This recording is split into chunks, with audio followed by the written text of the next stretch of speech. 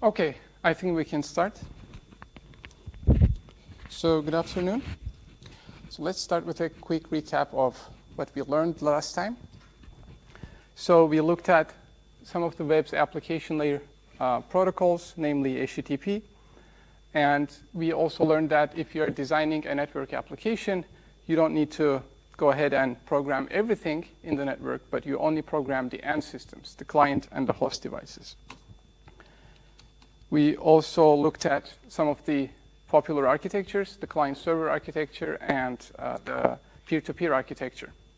And we said that peer-to-peer architecture has self-scalability because new peers bring in additional capacity along with the demands they bring. We looked at the processes, and we said that within the same host, if two processes are communicating, this is inter-process communication. But if processes in different hosts are communicating, they communicate via messages. We also looked at the sockets, right? We learned how they enable the application layer to interact with the transport layer. And in other words, they are the APIs to the transport layer. They are the ways for application layer to communicate with the rest of the layers. We learned that a server can be running multiple processes. So to address the application we are targeting, along with the IP address, we must also include the port number of the application we are using. We looked at some of the services provided by the transport layer. We're going to be looking at them later on as well, so not much here now. And we looked at the web's application layer protocol, HTTP. We learned how a web page consists of objects, and to get those objects, we send a request message by the client, and in response, the server sends the object in the HTTP response message, like so. So it doesn't matter who is sending the request, be it a mobile phone, be it a PC device, be it something else. It is always HTTP requests and responses. We said HTTP uses TCP, and it is stateless. So today's lecture, we are going to continue on introducing state into HTTP, which is by means of cookies.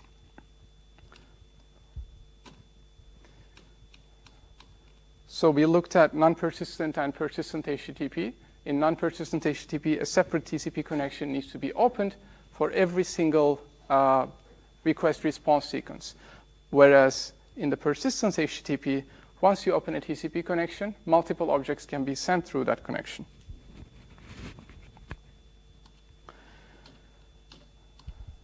We looked at message formats. We looked at some of the request message types.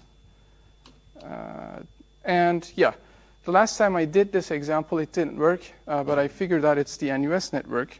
So this time I connected my Mac to my mobile hotspot. So I'm going to try again to connect this server, checkip.dydns.org, using telnet. So the purpose of this example is to show you how these HTTP request and response messages are human readable. And in fact, when doing the socket programming assignment, you'll be using something like this. Something like I write to this telnet. So I'm writing the telnet command here, telnet, and I'm now writing the address I want to connect. So now I'm opening a TCP connection, which is checkip.dydns.org. So once I click enter here, a TCP connection will open. And instead of check IP, DY, and DNS, you can try any other web server address. Just make sure it supports HTTP, because some web servers require HTTPS because they need to be secure. But Telnet doesn't support that security extension, namely the TLS, Transport Layer Security. So I'm using this very simple website, checkip.dydns, which is supposed to just show, just display my IP address in the HTML file. Okay, so now a connection is being opened.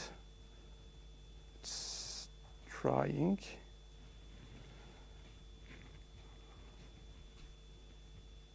Okay, maybe it's open. Let me try.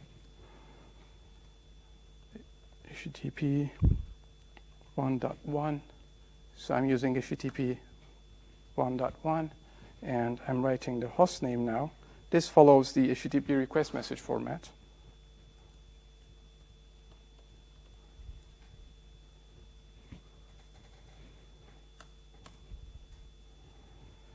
Okay. Let me try again. Is the connection still on? I think so.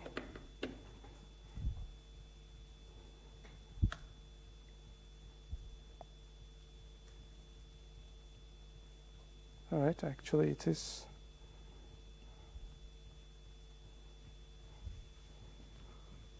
Okay, I didn't specify the port name, that's why. So that is a good example on what happens when you don't specify the port name. I forgot to write 80. So it got lost because this server may be running multiple processes, and if you don't indicate the port number, it may not reach the correct process. Okay? Now it's connected. So now I have a TCP connection.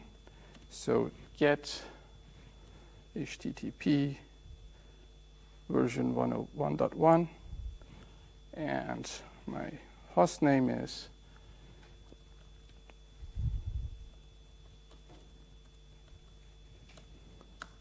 and I click enter twice. So now you can see the response message, 200 OK, meaning that our request is accepted and we receive a response message accordingly. It gives me some details, today's date, what type of content it is sending, and the connection is keep alive. What does it mean? Again, what does it mean? We just learned about that. It is a persistent connection. So TCP connection is still open. I can send additional requests.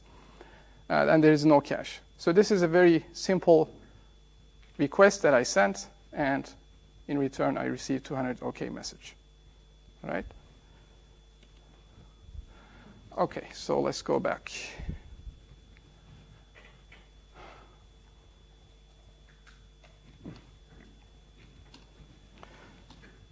OK, now, any questions on the previous lecture or the telnet example? OK. So we said that HTTP is stateless, right? It cannot keep states. But a web server might want to keep track of users for various purposes. So if I'm a shopping website, for instance, I might want to keep track of users to see what they are buying, and then maybe I run some machine learning algorithm behind on my backend to predict what users may buy in the future and recommend them these purchases. But to do that, we have something else, which is cookies. So let's start with an analogy, as always. So let's think of me as a man who has no long-term memory. I cannot remember anything. Okay? You tell me something today, tomorrow comes, and I will recall none of that. Have you watched the movie Memento? Some of you did. Some of you did not. Okay, in that movie, there is a guy who doesn't remember anything, so he writes everything in a notebook, all the interactions with other people. He keeps note in his diary-like notebook, so that when he meets that person again, he recalls the earlier conversation by reading the notebook and continues on from there. So now what I do is when having conversations with you, let's say I'm having a conversation with you and I'm calling you Alice, okay? So your name is Alice, and now your name is Bob, okay? And today we talk together. So Bob, you're telling me some things, and because I won't be remembering them tomorrow, I just write them in my notebook. And tomorrow, when I see you again, because I won't recall your name, I'm going to ask what name I assigned to you, and you're going to tell me Bob. Then I'm going to check my notebook about my conversations with Bob. So I'll recall that. I'll recall our earlier conversation and then continue on from there.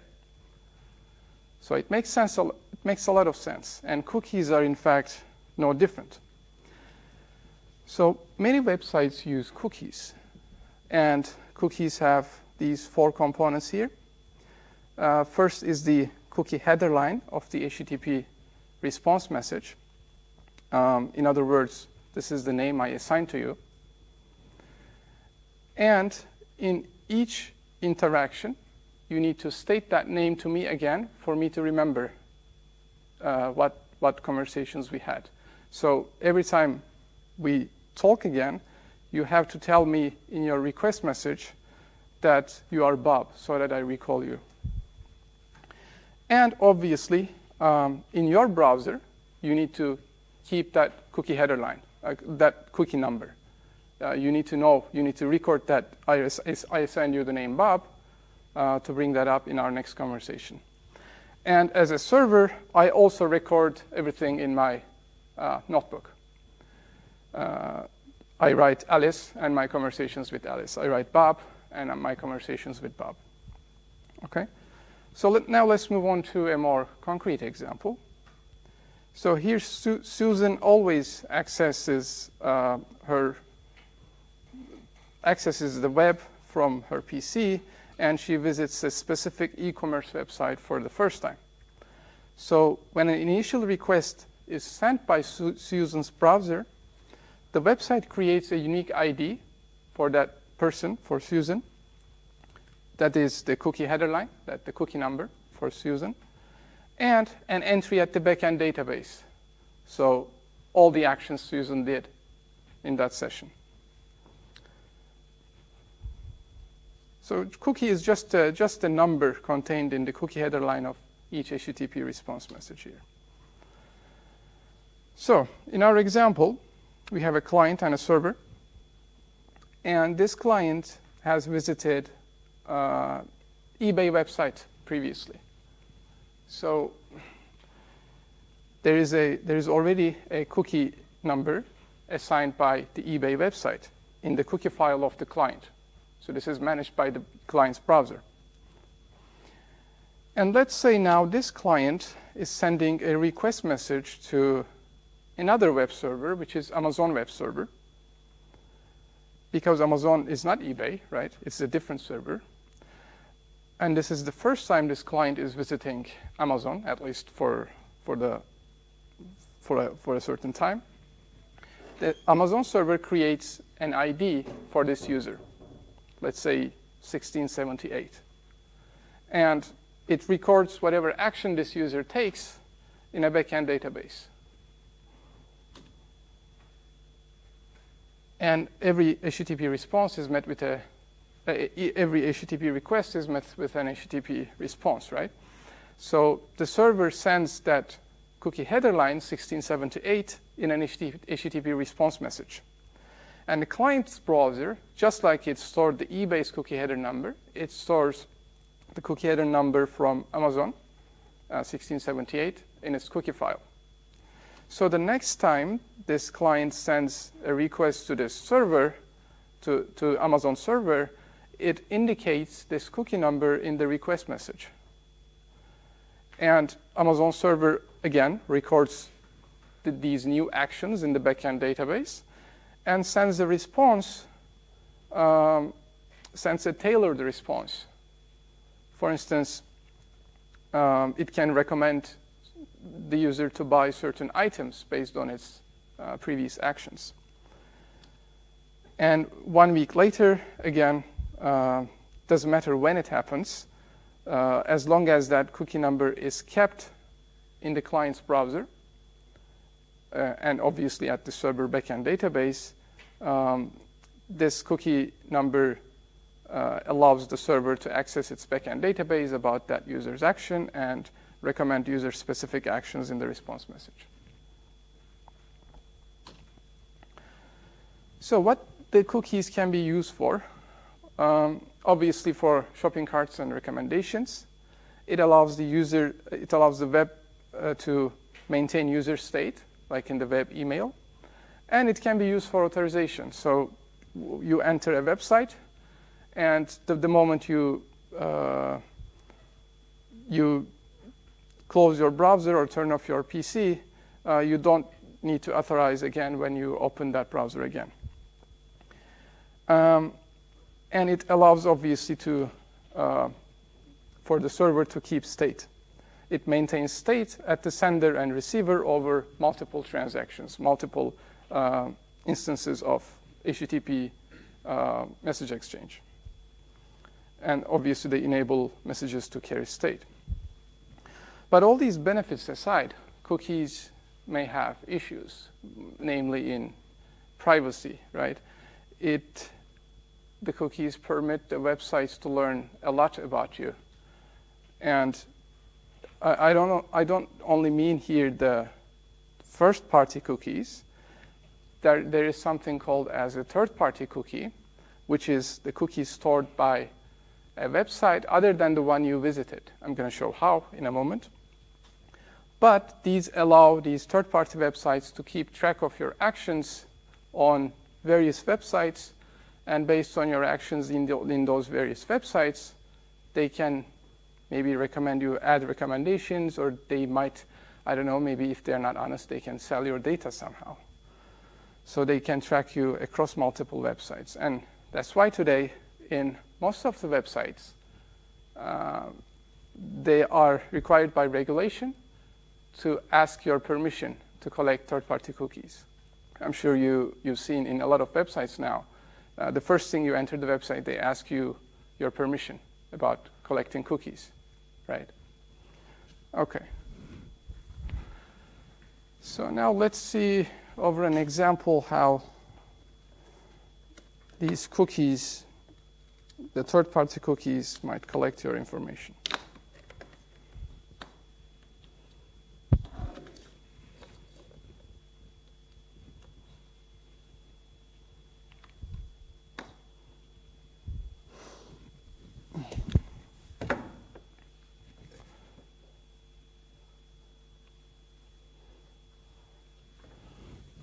Okay, so let's say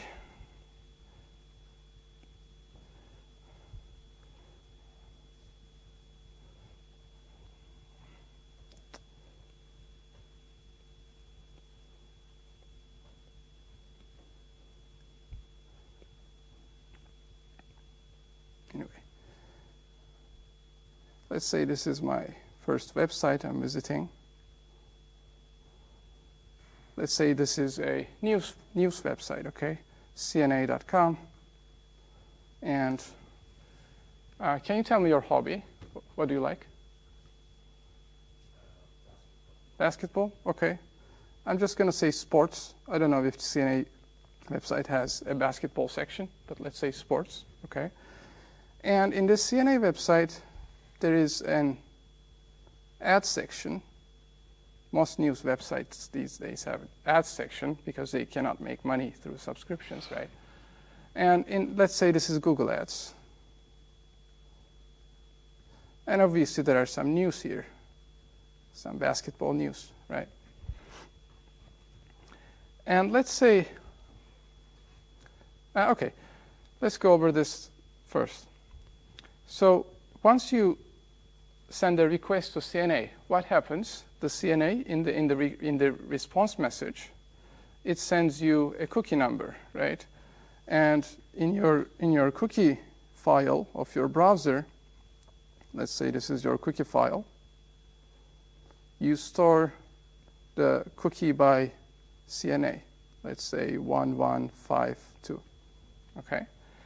And once you send a request to that CNA, in the response message, you received an HTML file, correct?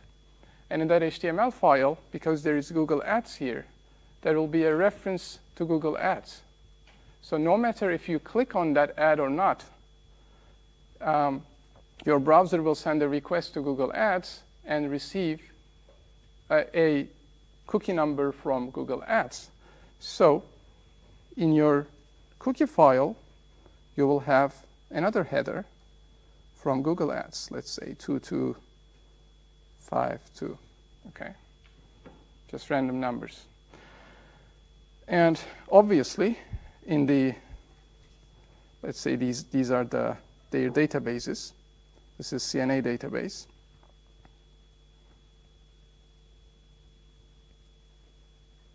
CNA stores some data about you. It will say user 1152 entered my CNA sports section. And in Google Ads, it will also keep a database about you. And it will say user 2252 entered CNA sports. So now they know that you are interested in sports. So let's say now you are entering another website, which is completely different.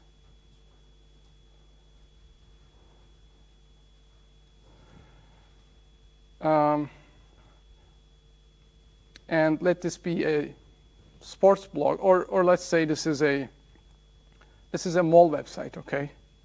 Let's say, I don't know if they have this website, but let's say capitamall.sg website, okay? Just random website. And in that website, there is also an ad section by Google Ads. And in that website, there are also a lot of stores. And no matter if you click on the Google Ads or not, again, once your browser receives the HTML file, it will see the reference to Google Ads, and it will send a request there.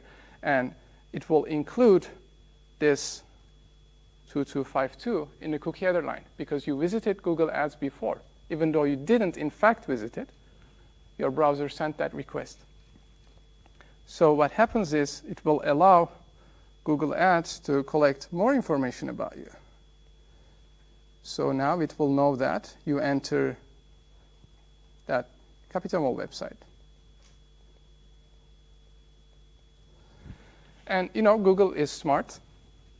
By knowing that you visited these two websites, it will infer that you are interested in sports and you're interested in capitamall.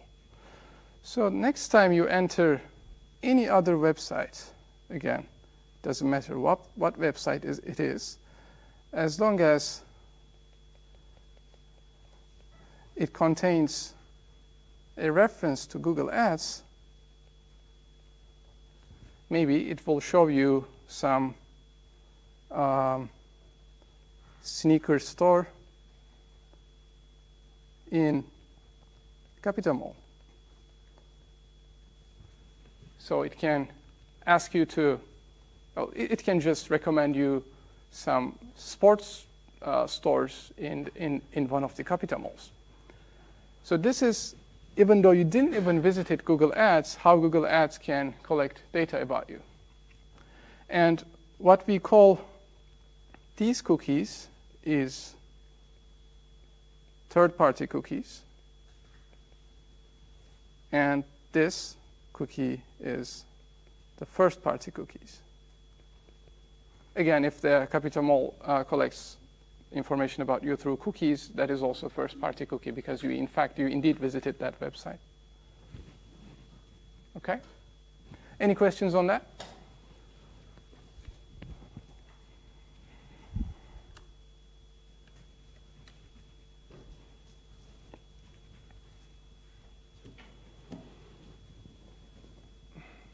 Okay.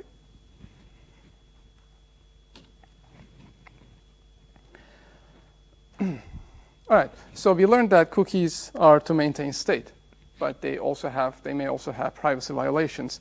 But, well, what can you do? You may obviously, if it is required by the regulation, you may deny third-party cookies if you don't want them to collect information about you. Or, you can just clean your cookies in your browser. That's another option. So now we are going to talk about another concept. It's a very simple concept, really. It's web caches. And there are two main ways, let's say, of doing caching in the web. So the first method is using proxy servers.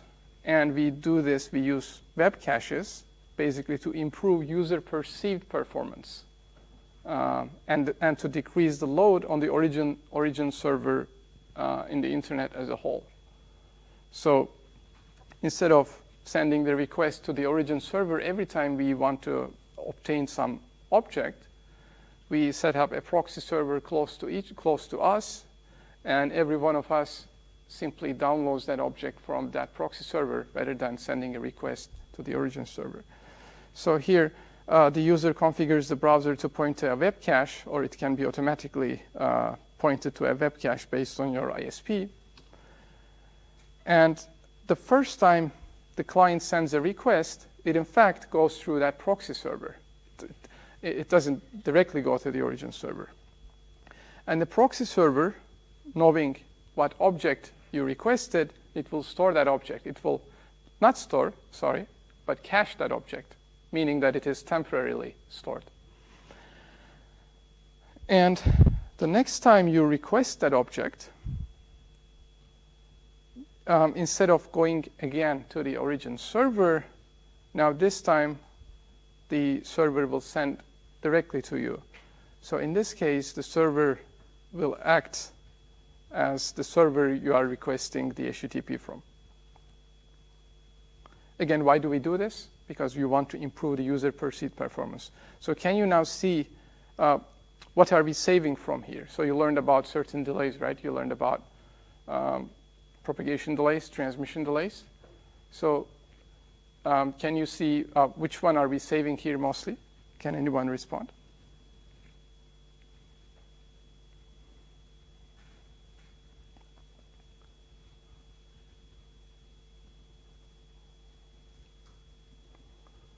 So the transmission delay was the time to push that data into the link, right?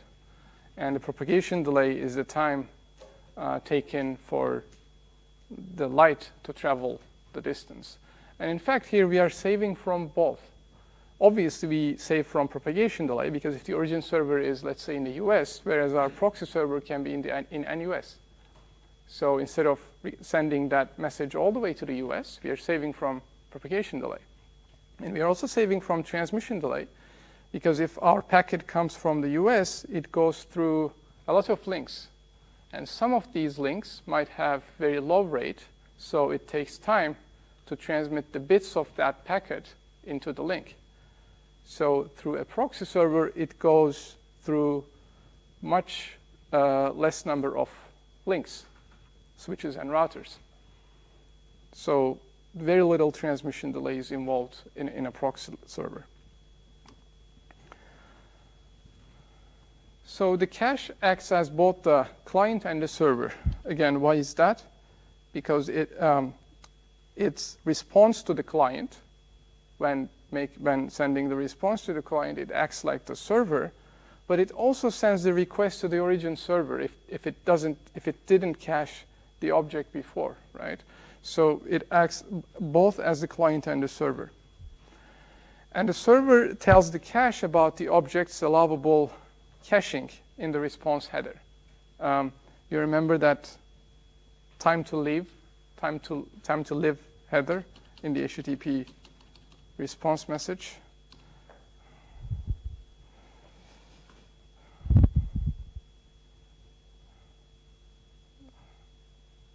Yeah, it's not here, but certain in HTTP response messages, it might have a time to live field, which indicates for how long that object is supposed to live in the proxy server's cache.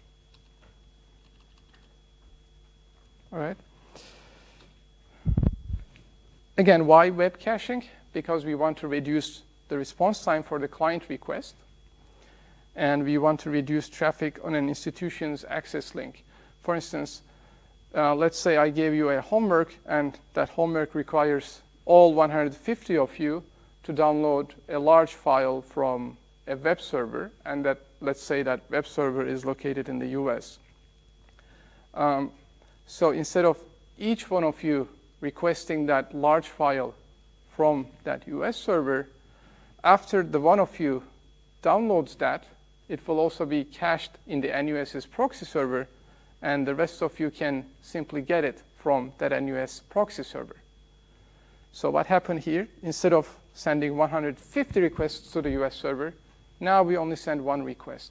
So in a web, dense width proxy server caches, it enables poor content providers to effectively deliver the content. So even if that server's link is very limited, it can deliver that content to all of you because it needs to send only once, assuming, of course, all of you are downloading from NUS network. Okay. Any questions on this first type of web caching?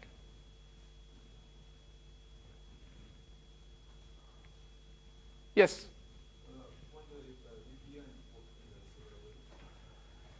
So the question is if VPN works in a similar way. Well, VPN lets you connect to another network, so you act like a part of that network, because everything in that server is now relate to you through some host in that VPN. So when outside, if you connect to NUS network, you will be subject to NUS's proxy server. So all the requests that you send will first go to NUS proxy server, and if NUS proxy server cache that, it can send to you. But of course, if you are in a remote location, NUS proxy server will not know that because it thinks you are within NUS network, right? So it might lead to inefficiencies. So if you are far from that physical location, the web caching will not benefit you if you are using VPN, all right? Any other questions?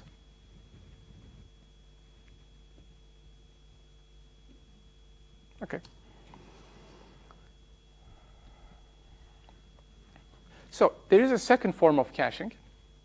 And in this one, the client's own browser is used. So how so? So here our goal is to avoid sending the object if our browser's cache already has the up-to-date version.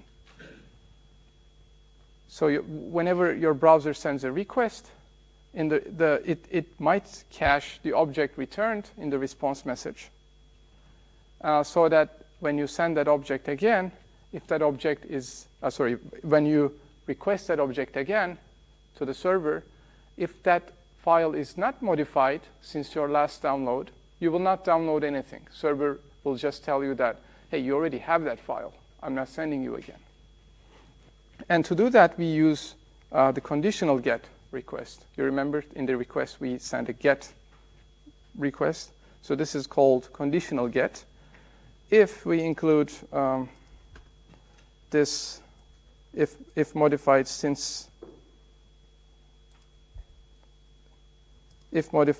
line. Yeah, this one.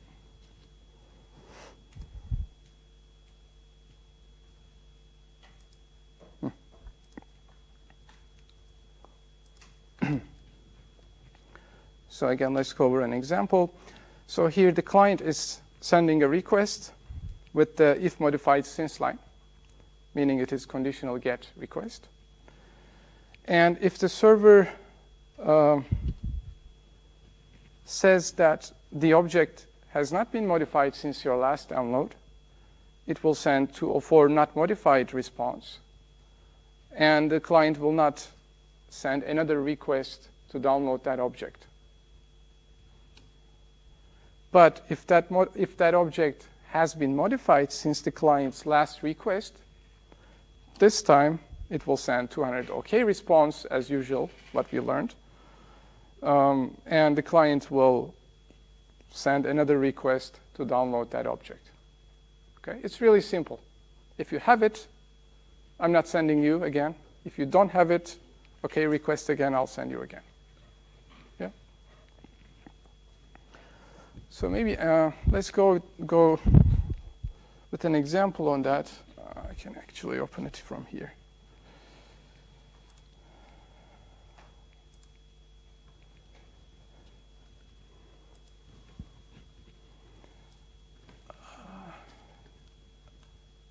Okay, so let's check out my website. My server is in the US.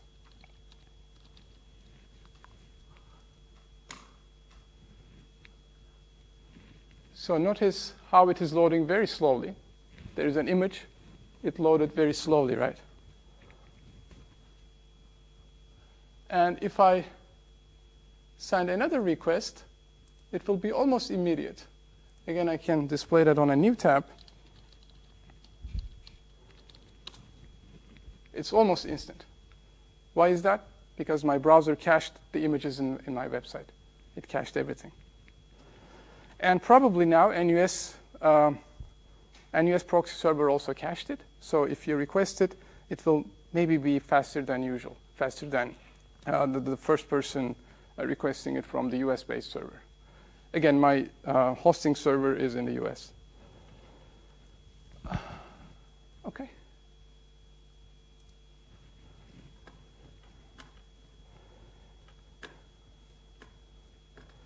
Okay. Any questions on the conditional get and the browser caching? All right.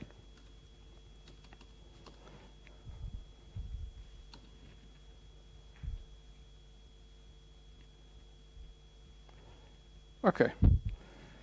So now we are going to be looking at another application layer protocol, electronic mail, right?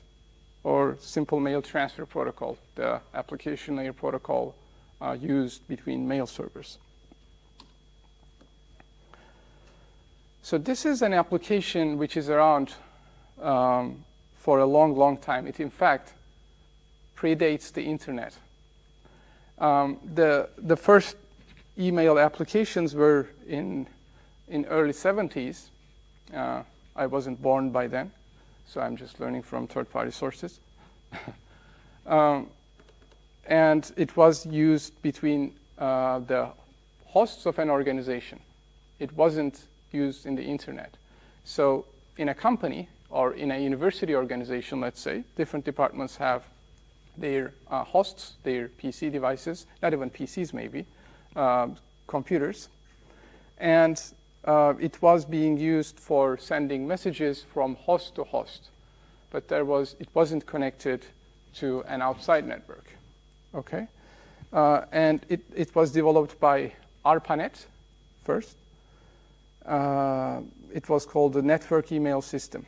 And the way it was used was something like this. So username at, oops. Anyway, consider that as an at hostname. Okay? So it's like utku@gmail, very similar to today. In fact, we preserved the naming convention. So as I said, it was mainly for communicating via email within an organization. But then they wanted to use the same thing between organizations. So NUS and NTU wanted to communicate. And then that motivated, in fact, the development of the internet. It was first developed to enable different organizations to send emails to each other. So that project later converted into what we call internet today.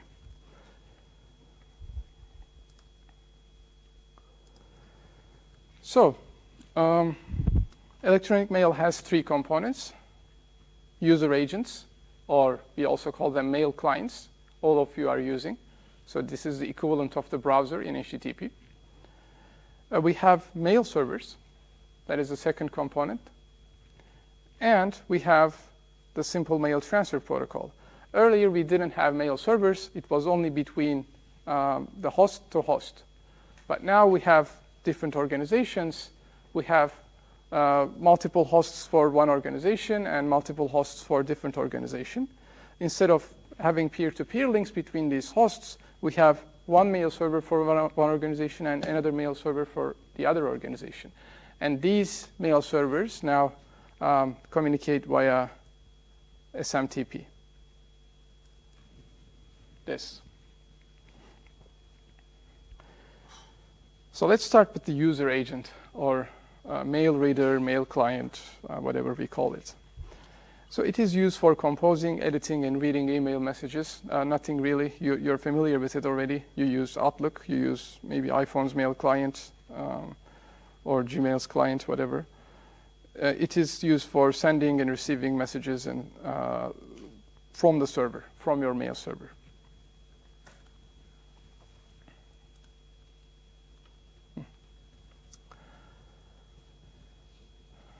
And next, we have the mail servers. And in a mail server, mail servers contain incoming messages for the user. And they can have a message queue of outgoing messages to be sent by the hosts within that organization. We'll see an example soon. And we also have the SMTP protocol between these mail servers, simple mail transfer protocol, for them to send and receive email messages. So in SMTP, one mail server is sending a message to another mail server, right? So a mail server can act both as the client and the server. If it is the one sending, it acts like the client, and if it is the one receiving, it acts like the server, meaning that in the client's case, it is sending the response, sending the request, and if it is acting like a server, it is waiting to be contacted, okay? So let's go over this example. So here, Alice sends an email to Bob. So Alice uses her user agent or mail client to compose the message. So here is Alice's user agent. After composing the message, she sends the mail from the user agent to her mail server. So the user agent sends the mail to the mail server of Alice's organization. And in that mail server, the message is placed in a message queue, if there is a queue. And obviously, it cannot stay on this mail server forever, right? It needs to reach the destination's mail server. Here in this example, we are assuming Alice and Bob are in different organizations as usual. And the client side of the SMTP, meaning Alice's mail server, opens a TCP connection with Bob's mail server. So just like HTTP, but with a different port number. And on the receiving side, the mail server receives the message and places the message in Bob's mailbox, right? And then Bob invokes his own user agent to pull that message and read the message. Yeah, it's very intuitive. And if I ask you to come up with a mailing architecture, I think most of you would come up something like this. It is very, very intuitive.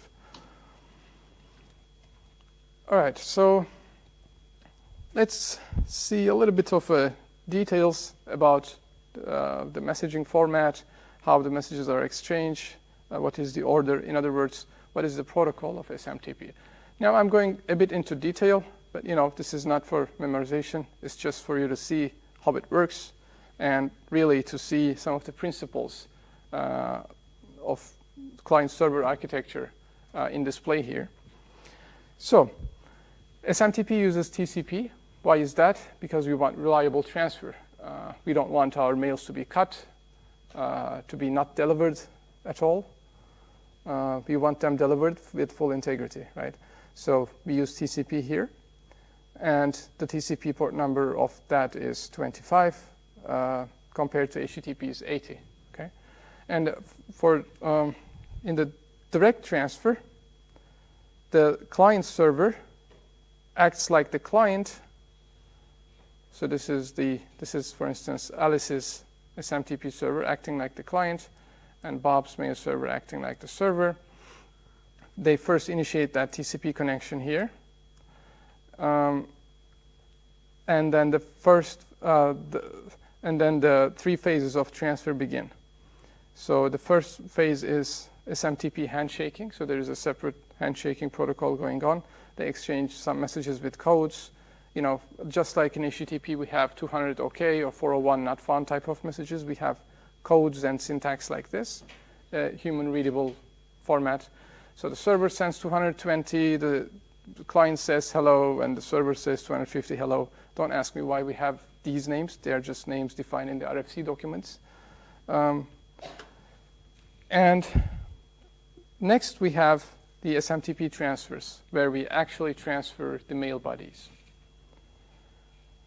And similar to HTTP, all the commands are in ASCII text, and the response messages are a combination of status codes and phrases like 220 hello, 250 hello. And being ASCII is important here because that means you cannot send non-ASCII characters. For instance, you cannot send Chinese characters over email unless you use some encoding format. It has to be ASCII characters. But maybe certain mail clients may have that encoding for other characters. So again, let's see that interaction in better detail. So this S is the sender. S is the server, the mail server acting like the server. And C is the one acting like the client. In other words, the sender mail server. So after the initial TCP handshake, the receiving side, the receiving server, says 220 hamburger, I am hamburger.edu, and the client says, hello, I am creeps.fr. So these are the host names, hamburger and creeps. And then the server says 250 hello creeps.fr, I'm pleased to meet you. And this is SMTP handshake. So they greet each other and they recognize each other. And then we have this SMTP transfer of messages. Here we have the client says, I have a mail from this host name in my domain. And then the server, SMTP server on the receiving side says, OK, I recognize that. And then the client says, and the recipient is this. Is this in your organization? And then the server says, yes, recipient, I approve. That is in my organization. And then the client says, this is a keyword, not the data itself. OK, I'm sending data now. And the server says, some status code, 354. OK, enter the email, and then end with a period in the end. So in HTTP, we had carriage return line feed, right? We skip 2 lines, just press enter twice. In the telnet example, I pressed enter twice in the end. So here, the only difference is there is a period in between. And then the actual messages are sent. So the mail content, do you like ketchup? How about pickles?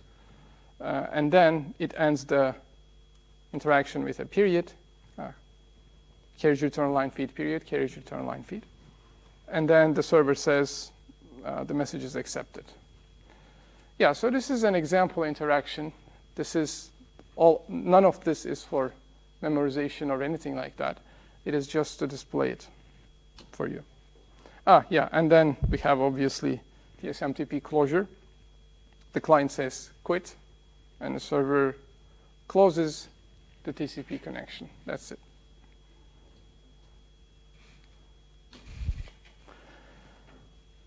So if we compare SMTP with HTTP then, I mentioned previously that HTTP is a pull protocol, and SMTP is, on the other hand, a push protocol. So what does it mean? That means when using HTTP, we are pulling data from the server. Whereas in using SMTP, we are pushing, we are sending data to the other mail server. And in fact, that means in the push type protocols, once you want to obtain, if you want to obtain some object, there is no way you can request it. You have to wait to be contacted. This is unlike HTTP, where in which once we want to have an object, we send a request and we obtain it. So that is the main difference between push and pull protocols. As we learned, both have ASCII command response interaction and status codes. In HTTP, each object is encapsulated in its own response message. And, well, that means, you remember, we first download the HTML file, and we see the references to all the objects, and we send a separate request for every single object.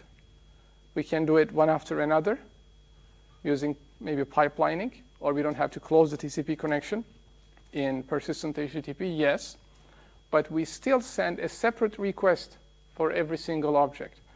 Whereas in SMTP, once that TCP connection is open, and once this exchange is being done, this handshake, SMTP handshake is done, we can send multiple messages,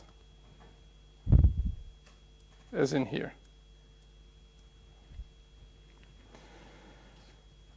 So just like HTTP, SMTP uses persistent connections. And SMTP requires messages to be in ASCII format. This is similar to HTTP.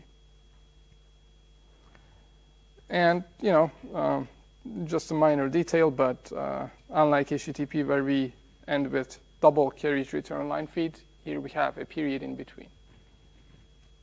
So in many ways, they are similar protocols. I would say the major difference between them is pull and push. So HTTP is pull protocol, SMTP is push. So are we clear on what they mean, or do you have any other questions on SMTP?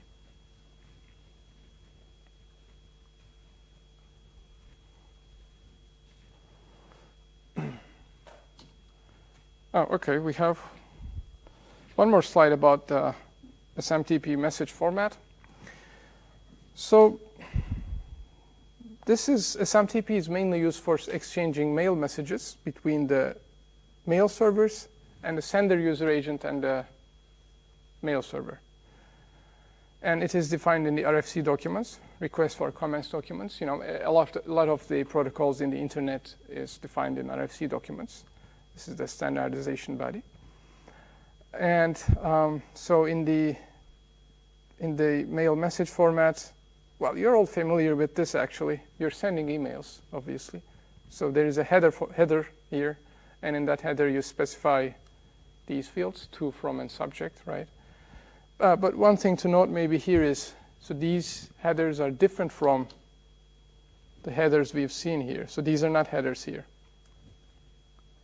This is the after the handshake for the server and the client to recognize each other. So we have a different to and from header here. And then we have the body of the message, whatever you write in an email. And it only accepts ASCII characters. It doesn't accept anything else. If you write something else, like a Chinese character, you must use a client with an encoding format so that it encodes those Chinese characters in ASCII format. And then at the receiving side, they are, again, converted into other characters. Okay, any questions? Okay, now I have a question to you. So here we have seen this SMTP example. Alice is sending a message to Bob, right? And we learned that SMTP is a push protocol, meaning that Alice can send to the mail server using SMTP.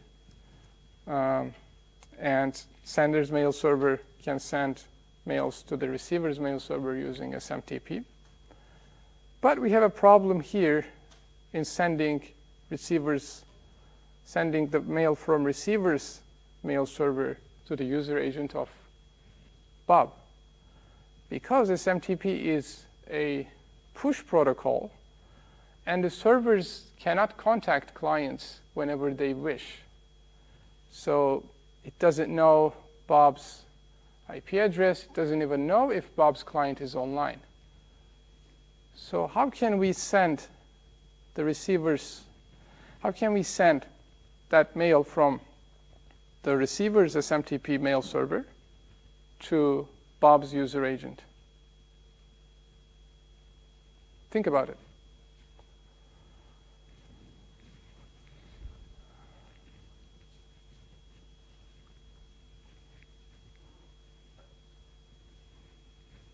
Any ideas?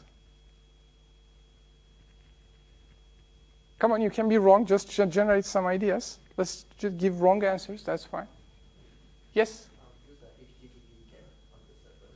Yeah, sure. Great answer. You can use HTTP. You learned that HTTP is a pull protocol, right?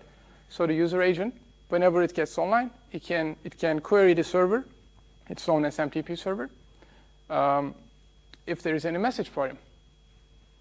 That's a great answer. Yes, so we use protocols like HTTP. We use protocols, other protocols like specifically developed for mail, like POP, POP3, POP4, or IMAP. I'm sure you've heard these names before. You're familiar with them. Maybe you're even using them, but maybe you were not aware. So these are all, again, are defined in the RFC documents. We're going to see briefly about these POP and IMAP, but you have seen HTTP. It's commonly used in Gmail, Hotmail, and Yahoo. So whenever you activate your mail client, it sends a query to the mail server using HTTP request. And if there is a mail for you, waiting for you, then the mail server sends it within an HTTP response message. As simple as that.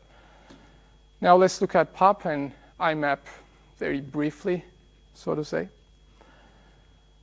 So POP is a very simple protocol to access mails from the server as a user agent. And it has these three phases, the authorization phase here, transaction phase here, and update phase. So as usual, the client user agent, the receiver user agent, opens a TCP connection to the mail server here. And then the authorization phase begins. It says, the POP server is ready. Client says, I'm user Bob, because that mail server may have multiple users. And the server says, OK, I recognize you, meaning that let's send me your password. And the client says, my password is hungry. If the server accepts, it sends OK.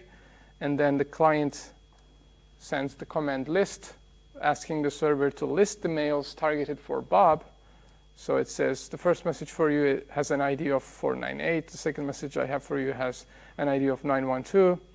And then the client says, maybe let's retrieve message 1. And then server retrieves that message. So this is a pull protocol for Bob. And then the client says, delete 1, because this example is POP3 delete mode.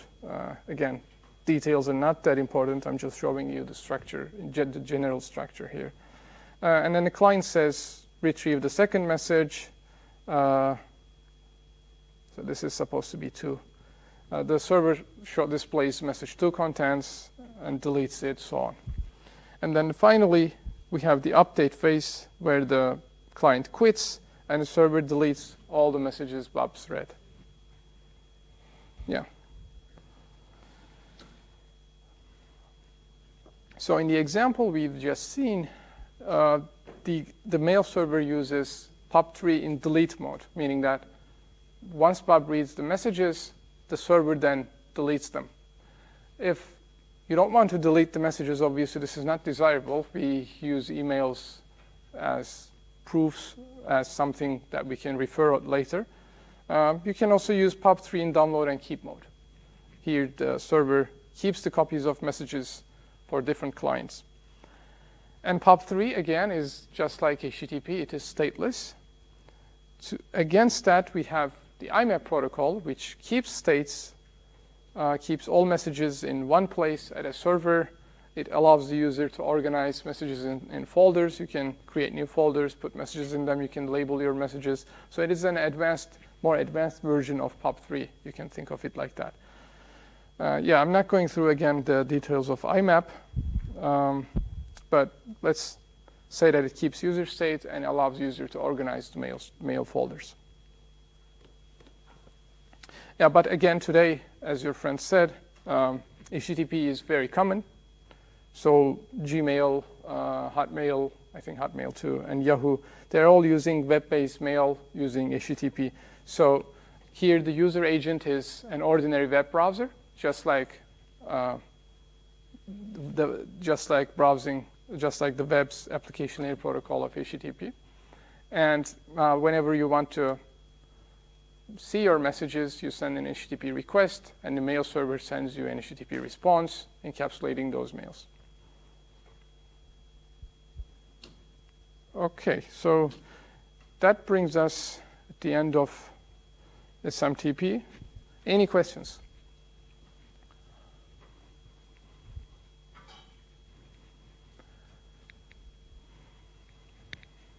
Okay.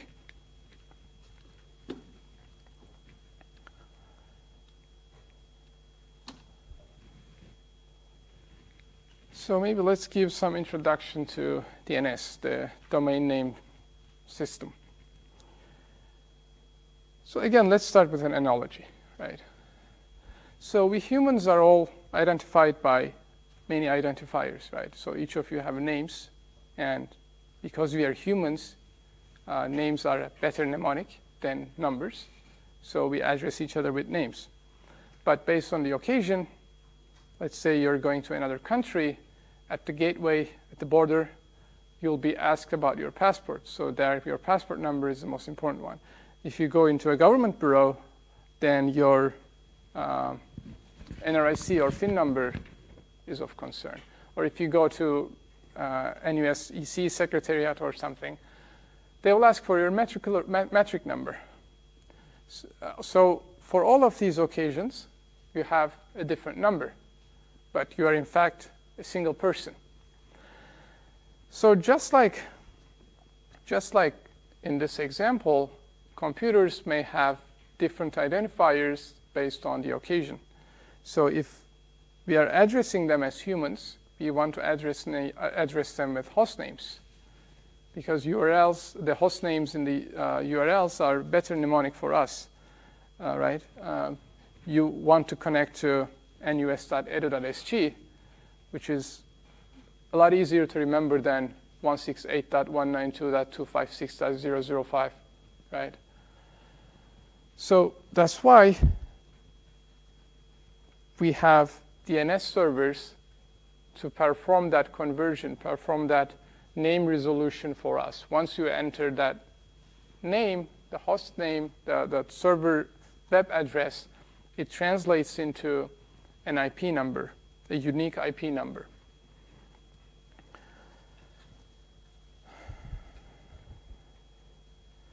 So domain name system is a distributed database, as we shall see. It is in fact implemented in a hierarchy of many name servers, and it is considered an application layer protocol. So we have hosts and name servers communicate to resolve names, meaning that they perform address name translation. And this is implemented as a, this is not implemented as a core internet function, but it is implemented as an application layer protocol. And if we think about why, again, this is in line with the general principle of the internet. We want to move all the complexity to the edge of the network, to the application layer, rather than implementing things at the core network. We want to keep the core as simple as possible. But if you want other functionalities, for instance, if you want to add security, you can do that in the application layer. If you want to do DNS resolution, instead of having some routers and switches doing that, you have separate name servers with their own hierarchy.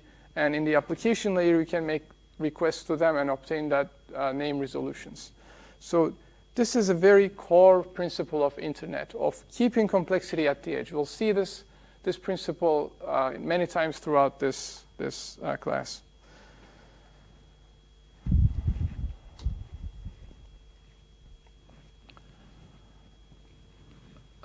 Okay, so DNS, in addition to the hostname to IP address conversion, it does some other things. It's not just converting IPs into host names and vice versa. So first thing it does is, one other thing it does is it performs the aliasing function.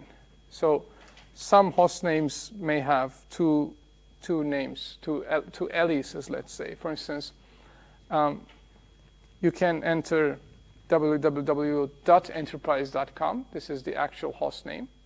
But even if you exclude that www in the beginning and just enter hostname.com, that will still be resolved to the same IP. So this is known as host aliasing. And one of these names is the canonical name, and the other is known as the alias name. So the DNS service, in addition to resolving single name to the IP address, it also stores all these aliases for host names. It does the same thing for the mail servers. It provides service resolution, meaning returning the IP address of the mail server associated with a domain, and it can also do host aliasing for mail servers. And one other important function, which we shall see in more detail in the multimedia chapter, is load distribution or load balancing. And it works like this. So think of a content delivery network like Netflix or YouTube's, the ones used by Netflix and YouTube. So they don't have a single server. In fact, Netflix uses thousands of servers distributed around the world. They specifically purchase CDN services, content delivery network. Don't worry if you don't know what that is. We're going to learn in the multimedia chapter. But the point here is that these CDNs exist in many locations around the world. Maybe in Singapore we have several of them.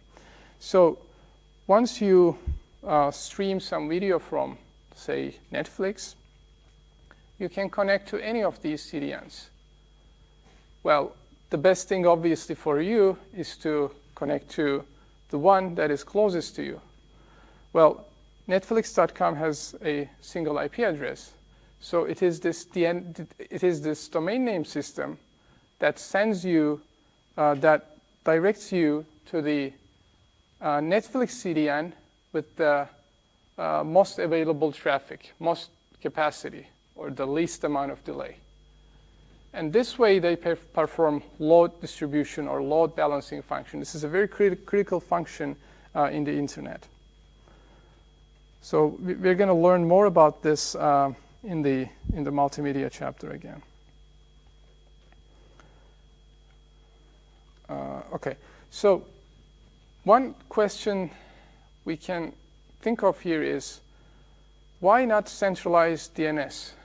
So I said DNS works in a hierarchy of servers, and we shall see the hierarchy soon, but why not just have an all-powerful single DNS server that sits with a lot of computers fed by a lot of power and answer all the queries?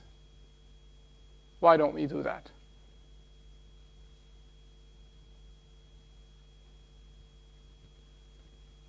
In fact, we can do that, right? Why not just have a very powerful DNS server and everyone sends their request to that DNS server? What's the issue with it? Well, I wrote the answer there, actually. Yeah. So it's a single point of failure. That's one thing. It might fail. You want to have redundancy. And there can be too much traffic volume because everyone is sending data to that. Even if that server itself is not congested, links to that may get congested. Another point is it might be distant for some users. So we would like to have a DNS server here locally so that our requests are resolved immediately, just like in the proxy servers caching example, right? We don't want to send it to a remote location. And maintenance can be hard because are you bringing down the server when you're doing updates, when you're doing maintenance?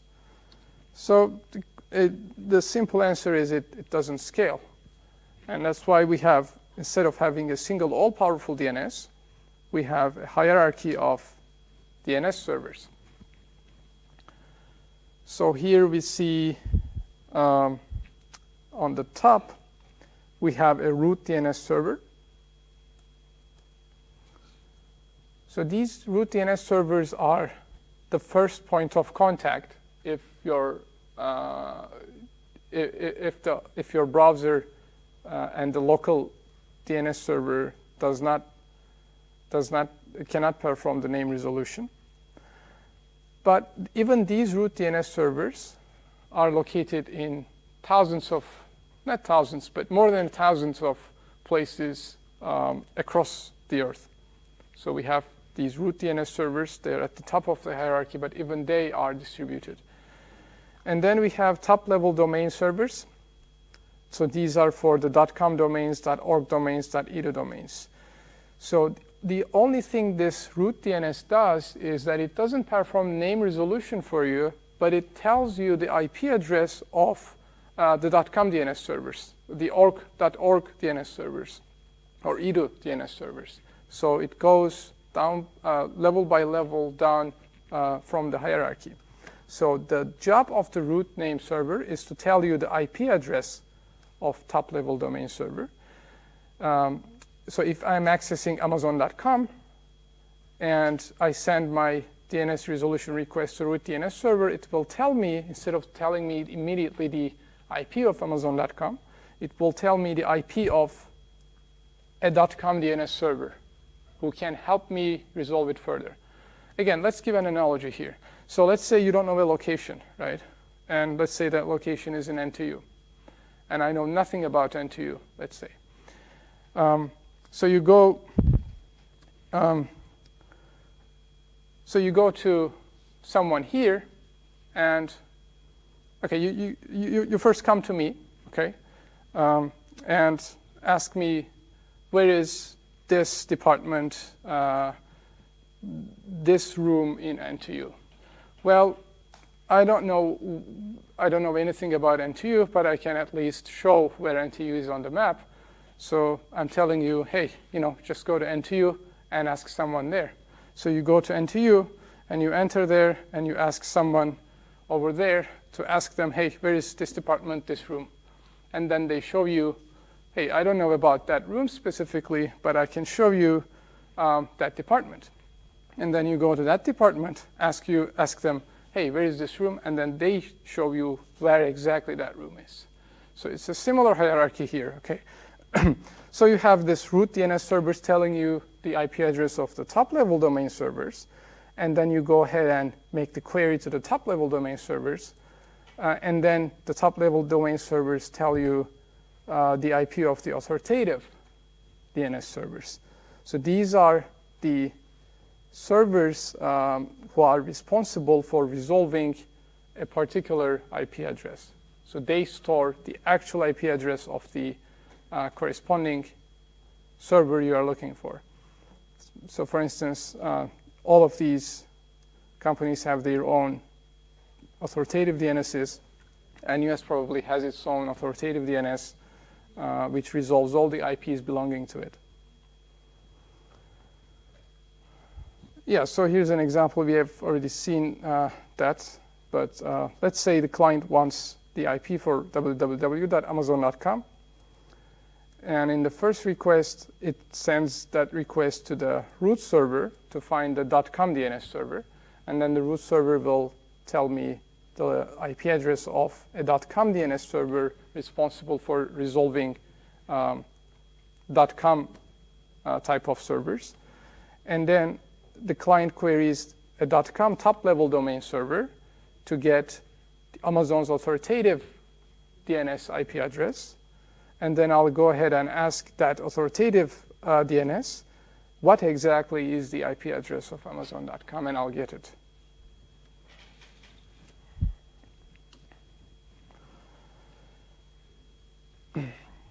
So I mentioned already that in DNS root name servers, they are the first one to be contacted by the local name server if we cannot resolve the name. And they perform an incredibly important function. And internet would not function without it. So DNS also provides authentication and message integrity. And And there are, in fact, 13 root name servers worldwide. But although there are just 13, because their service is incredibly important, their function is replicated around 1,000 or more servers around the world. Okay, so if the root name servers fail, we cannot resolve any IP addresses other than the ones stored on our local DNS server. By the way, these local DNS servers are outside of these hierarchies. They are managed by organizations, ISPs, and so on. So they are not within the hierarchy. So they perform something like the web caching. They cache the DNS resolutions.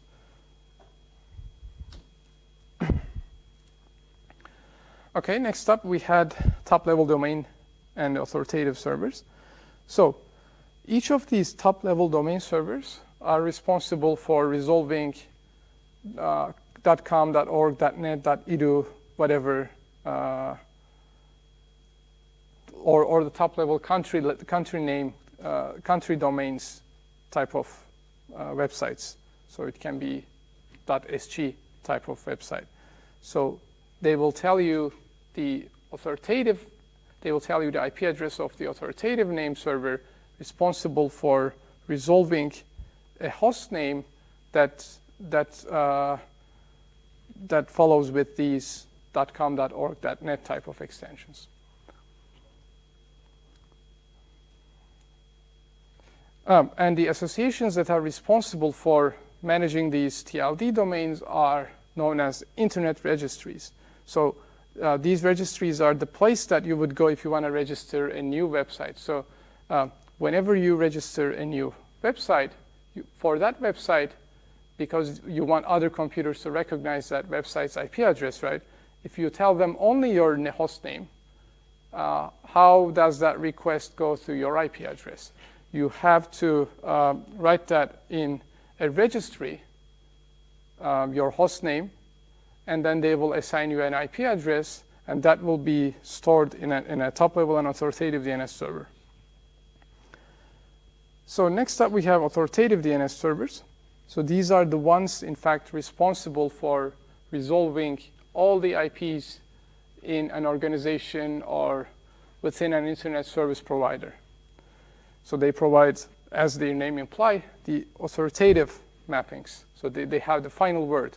Whatever they say about an IP address host name conversion is true, because they are responsible for the final resolution, right? And as I said, they are managed by organization or a service provider. Okay, any questions up to here?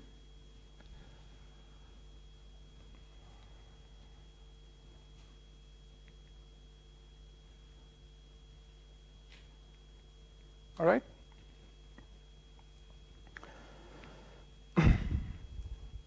So outside of that hierarchy, we also have local DNS name servers.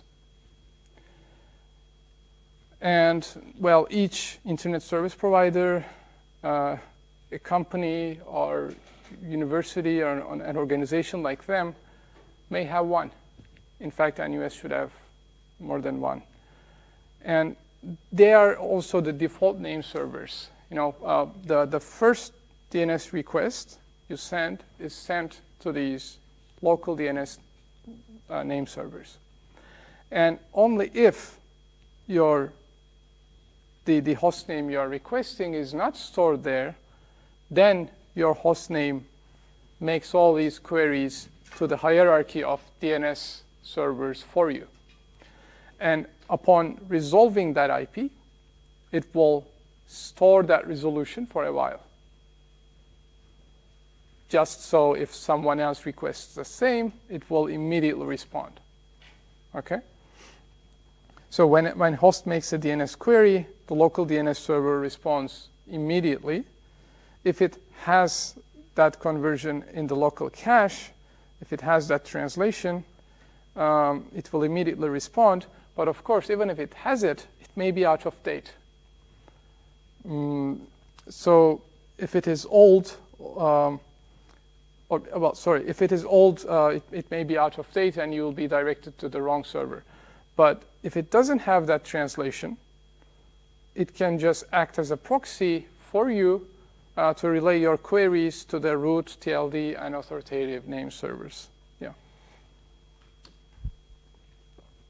So now let's see that over an example. So our host at cis.poly.edu wants the IP address for gaia.cs.umass.edu. So this is our requesting host here, and this is our destination host whose IP we want to resolve. And first, I'm showing you the iterated queries. So the first thing is requesting host sends a query to the local DNS server. That's one. Well, in this example, local DNS server did not store anything in its cache. All right. So the local DNS server goes to the root DNS server in number 2. And in number 3, root DNS server tells the local DNS server what? It tells the IP address of the TLD DNS server resolving for .edu names. So now that the local DNS server knows the IP address of the DNS server responsible for resolving edu, it goes and queries that TLD DNS server responsible for resolving edu. And in this exchange, it learns what? It learns the authoritative name server, authoritative DNS server responsible for this organization. That's all these extensions with cs.umass.edu. So now that it knows that IP address, it goes ahead and queries that for the exact IP address of gaia.cs.umass.edu. And does it end here? Obviously not. We have to inform the host because that is the one accessing that IP address, correct? So this is basically the job of the local DNS server. But the type of querying that we see here is known as the iterated query. Because the local DNS server at NYU, the local DNS server here at poly.edu is iteratively querying a sequence of servers in the DNS hierarchy. Okay, so this is iterative, and this is the most common method. There is also another method, which is known as the recursive query, and I'm going to explain it and then ask you why this is not efficient or why this is not desired. So listen carefully. So it sends, so now the requesting host, again, queries the local DNS server in number 1. If that, let's say in that local DNS server, the name is not stored, the name resolution is not stored, so this local DNS server goes and queries the root DNS server in number 2. And then instead of learning the IP address of the TLD server responsible for resolving edu, it asks the root DNS server to do it for itself. So now in number 3, root DNS server queries that TLD server.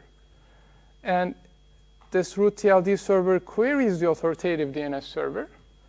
And the authoritative DNS server, because it knows the IP address of this guy, it responds to the TLD server of that IP, and that IP is relayed all the way to our requesting host. And why is this not efficient? I shouldn't have written those. You know, I wrote that here. Okay, so it puts the burden of the name resolution to the contacted name server. So it puts the heavy load at the upper layers of the hierarchy. So when I said root DNS servers are very important, we need to keep them uncongested. We need to keep them up all the time. What happens in this case is for every single resolution, we ask them to make a query to a TLD DNS server. This is not desirable. Again, for the TLD servers, in the previous example, they all have one exchange, right? All the root servers, TLD servers, they all have one exchange. But those guys at the upper layers of the hierarchy, now they have a couple of exchanges. So it puts the burden at the higher levels of the hierarchy. Again, the same principle. You want to move things to the edge of the internet, not at the core levels, not to the guys providing the core functions of the internet. Okay?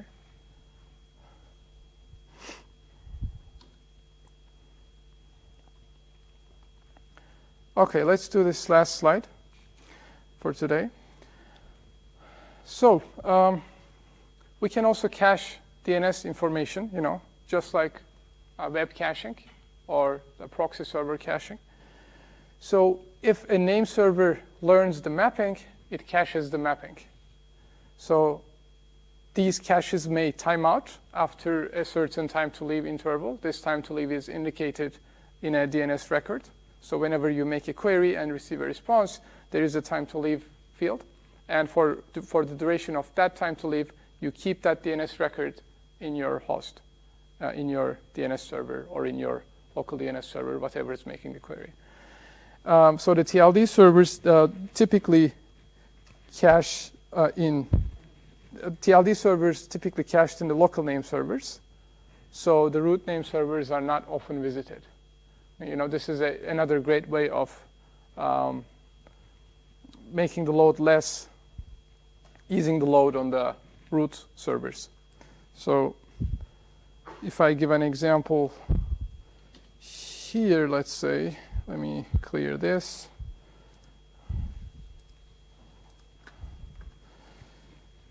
Okay. Color. Okay. So let's say in this example, my local DNS server already knows the IP address of the TLD server responsible for resolving EDU names. So after I make query 1, I'm requesting, what am I requesting? I'm requesting IP address for gaia.cs.umass.edu. Because this is edu, and my local DNS already knows the TLD server for edu, it doesn't do this. It can directly go to the corresponding TLD server and learn about the IP address of the authoritative DNS server. But even better yet, if my DNS server knows the authoritative DNS server's IP address, in other words, it knows the IP address of this guy, this dns.cs.umass.edu, right? It doesn't even go to here. So this is now also canceled. So it can immediately go here and to the authoritative DNS server and ask for the IP address of this guy. And better yet, if my local DNS server knows the IP address of this host, well, how can it know? Possibly because someone else requested this host a few minutes earlier, maybe. It doesn't even go to the authoritative DNS server. It immediately responds to this requesting host, the IP address. And, even better yet, now modern browsers and modern computers can store DNS mappings. So for some requests, you don't even go to your local DNS server. You can just store it in your browser. Just cancel all that. Your browser immediately converts that host name to an IP address. Okay? Yeah. But one potential problem here is that the cached entries may be out of date. So they have a time to leave field, and we cache them for the duration of time to leave, obviously. But if before that time to leave expires, the host name, the host's IP has switched. We'll still be using the old IP address because we are using cached data, the cached DNS translation. So if that happens, the new IP address may not be known internet-wide, and that server may be inaccessible until all time to leaves expire, all time to leaves across all the DNS hierarchy and all the local DNS servers. Well, after all, this is just best effort to name address translation. Okay. Any questions?